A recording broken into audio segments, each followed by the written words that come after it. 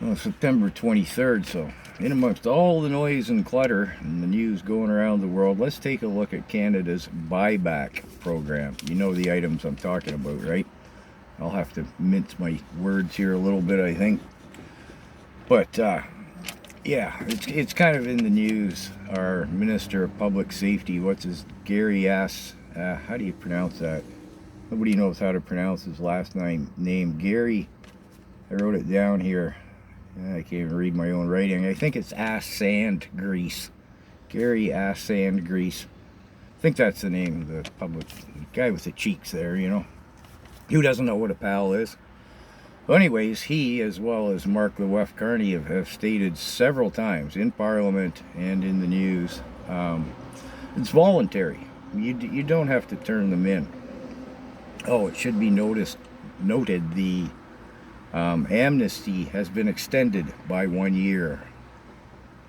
Surmisation on why will come to momentarily, but bear that in mind if you're an owner. There has the amnesty that would make you a criminal if you didn't voluntarily. Yeah, okay. Where are we here now?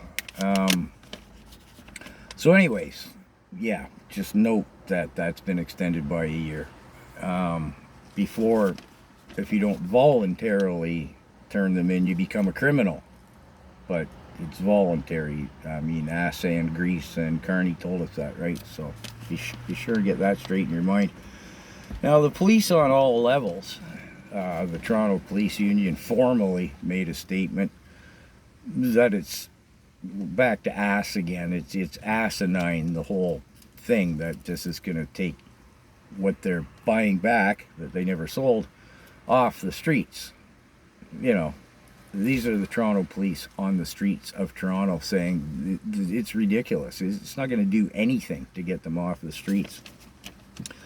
The Ontario Provincial Police have formally stated they're not going to have anything to do with confiscating, rounding them up when you volunteer not to be a criminal. They don't want any part of it. They don't want any part of it. Alberta and Saskatchewan are creating legislation that their RCMP, which while a federal police force are hired provincially, like in Ontario we have the OPP, in Alberta and Saskatchewan they use the RCMP as their, I'll say, provincial police. So they're instructing the RCMP to have nothing to do with it. And, well, we'll see what happens when the time comes, I guess in a year from now. Meanwhile, Ass and Grease, the public safety minister, and the World Economic Forum, Mark Carney government are starting a pilot project in Cape Breton, is it, to volunteer to participate in the, well, I guess we shouldn't call it confiscation, should we? Well, we'll see what happens, I guess. They're starting in the East Coast, which votes Liberal, so we'll see what happens there.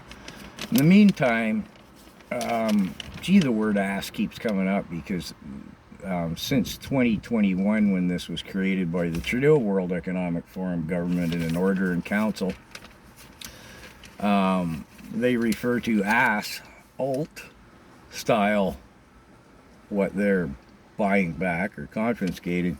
And there is no such thing. Even I know that. I'm not an aficionado of these things. I don't own any. I've had very little to do with them over my lifetime.